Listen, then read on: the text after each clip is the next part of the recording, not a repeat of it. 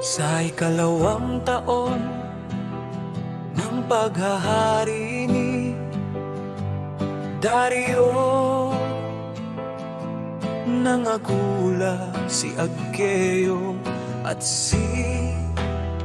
Zacarias na anak ni Addo, na mga propeta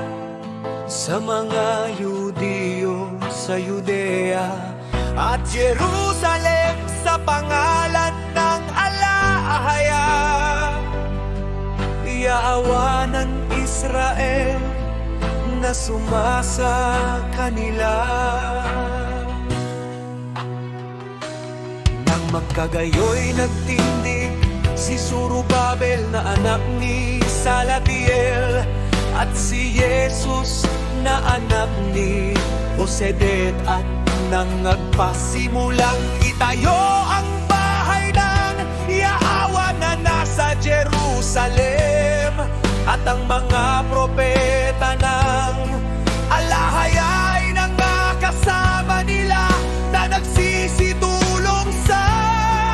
kanila.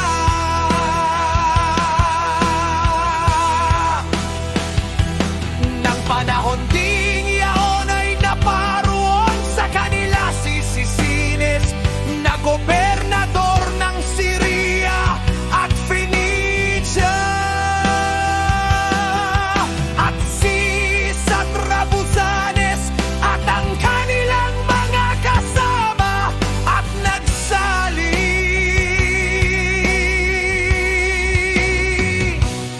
sa kanila.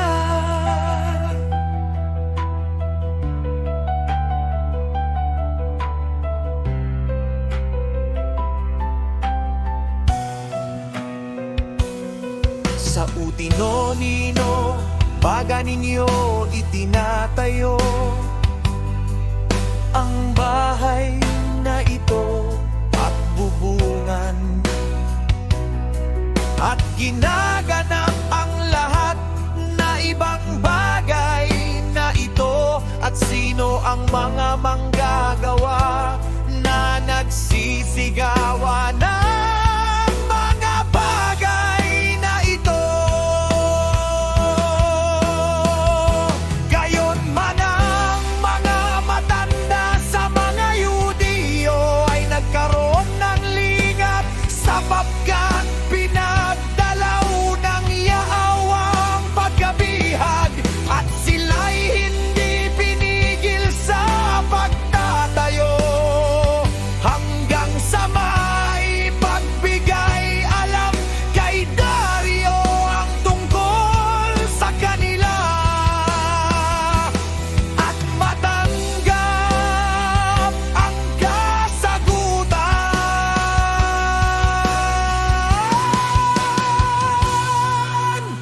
Ang salin ng mga sulat na isinulat at ipinadala ni Sisines na gobernador ng Syria at Phoenicia, at ni Satrabuzanes at ng kanilang mga kasama na mga pinuno sa Syria at Phoenicia kay Dario, sa Haring Dario, pagbati.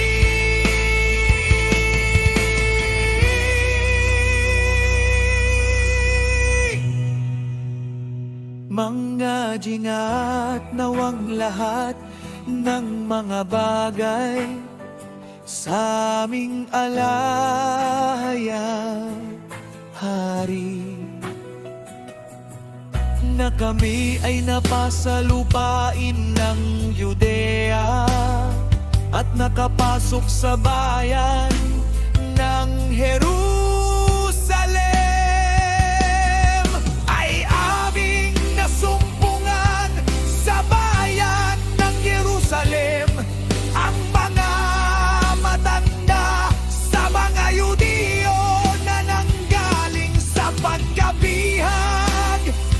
na nangagtatayo ng isang bahay sa Yahwa.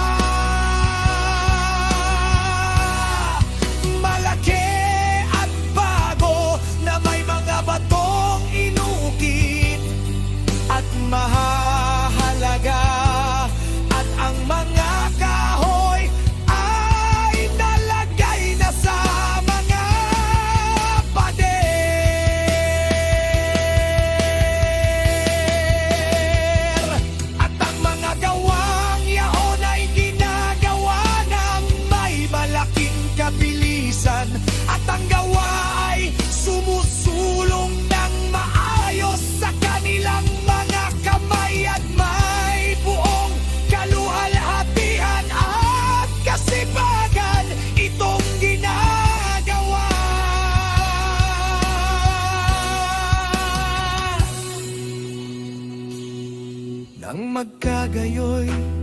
aming itinanong sa mga matandang ito, na sinasabi sa utino-nino baga ninyo itinatayo ang bahala ito, at inilalagay ang mga pinagsasaligan ng mga gawain ito. Kaya't upang aming maipabatid sa iyo sa pamamagitan ng pagsulat, ay aming itinanong sa kanila kung sino ang mga pangunahin